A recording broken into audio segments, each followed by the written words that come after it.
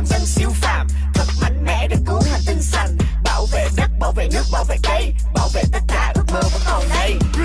Tiến lên cùng sông pha ba ba bự chiến binh xanh, bảo vệ nơi mà ta thương yêu.